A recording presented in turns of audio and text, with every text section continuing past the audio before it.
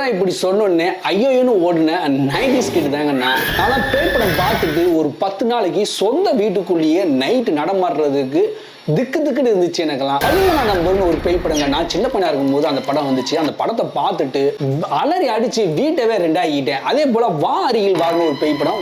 ஒரு சின்ன பொம்மையை வச்சு பேய் படம் பண்ணியிருப்பாங்க. அதுவும் செம்ம மிரட்டி இருப்பாங்க. செம்ம த்ரில்லிங்கா இருக்கும். அதே போல 90ஸ்ல மர்மதேசன் ஒரு நாடகம், அது விடால் கருப்புன்னு ஒரு சீரியல், அது செம்ம த்ரில்லிங்கா இருக்கும். நைட்டு நம்ம தனியாக ரோட்டு நடந்து போனால் எங்கோ பின்னாடி புது சத்தம் கேட்குற மாதிரி இருக்கும். மனசுல திக்கு திக்கு திக்கு திக்குன்னு அடிக்கும். நேற்று பேய் படம் பார்க்க தேட்டருக்கு போனேங்க. பாருங்க, தேட்டர் ஃபுல்லாவே குட்டிஸ் தேங்க.